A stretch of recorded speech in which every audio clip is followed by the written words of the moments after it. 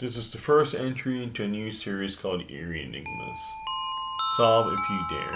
Now, in this series, we'll have a story as usual, but in order to get to that scary moment, you'll have to connect the dots.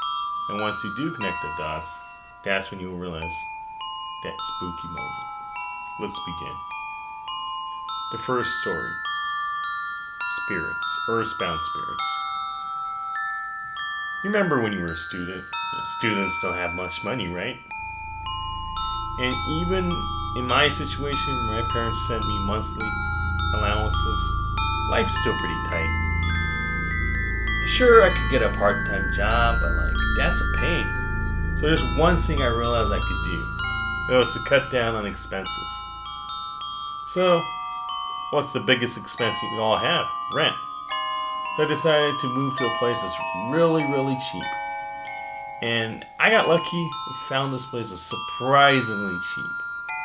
$2,000 cheaper in rent, in fact, compared to my previous place. As a student, saving $2,000, that's a huge thing.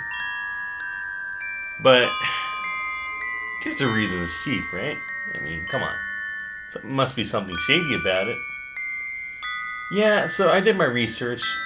Heard the property had some kind of accident happen there. So I'm like, but $2,000 cheaper is $2,000 cheaper. I'll take it. And turns out this room I rented, pretty dangerous. It wasn't just one accident. It was like multiple. Multiple people have died here. So, my friends were like, oh, aren't you afraid of ghosts? I mean, ghosts are all, matter of mindset. If I don't believe in them, what are they gonna do? Ooh, scary. That's not to worry about it. But, sometimes even good old me can get a little scared. So I asked around the people in the neighborhood, and they did confirm that they've seen ghosts there. Or rather, they've heard about ghosts from the people that live there. And then here's the kicker. Apparently, the ghost that appears varies depending on who's living there. Isn't that interesting? So one person said it was a young woman with long hair, then a middle-aged man, and then a child. There's three different people saying saw a young woman, a middle-aged man, and a child. I mean, how inconsistent ghost stories? Come on. Sounds like a big lie. No way it could change that often. I mean, what the hell? So I just went about my life without worrying about it. Time goes by. Sure, there were some strange noises. Things moved around, but come on. I can ignore that.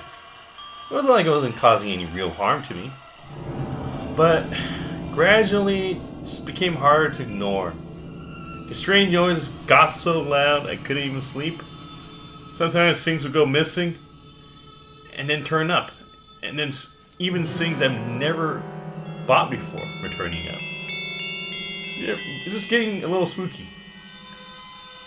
In some cases, things were falling on me from above while I was sleeping. And honestly, I thought I was going to die.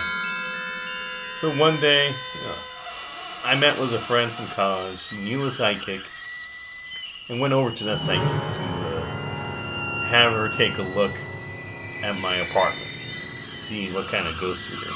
For a cheap price, of course. I mean, I'm not about to pay a fortune on that. Turns out, my room was actually haunted. That person said something about some kind of special earthbound spirit. It was bound to this spot, this very room, and couldn't pass into the afterlife until someone has chosen to take its place.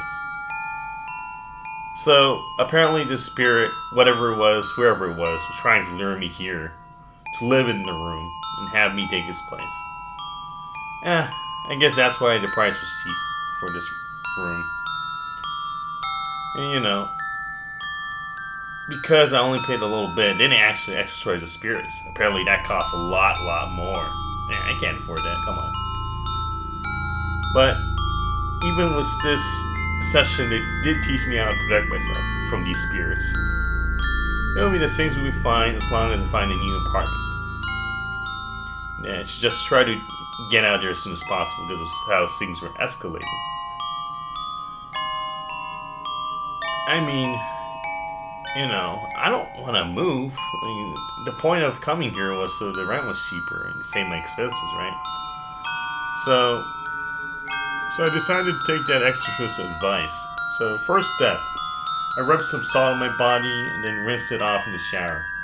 And next, I need a bath towel. Okay, wipe myself down with a hand towel. Hey, beggars can't be choosers. Next, I placed some sake and salt in the center of the room. Finally, turned off the lights in the room and prayed. Easy enough. But the TV was still on. So I looked for the remote, couldn't find it. Got a little noise, I unplugged the TV. Then all of a sudden, there was this big crack and the room became pitch black. I think the circuit breaker must have tripped. Well, it was good since I needed the room to be pitch black. So then I prayed for the last step. Prayed that the ghost would not come to mess with me and try to make me take his place. And then to my surprise, so then the supernatural stuff stopped. There were no strange noise, things stopped going missing, no things falling from, above me. So really it was just comfortable. It was a great room. Now a great room that's $2,000 cheaper than the market. Man, I should have done this sooner. And then it started again. This time, it got worse. This is a guy my age. Oh man, this sucks. Guess I'll have to do an exorcism again.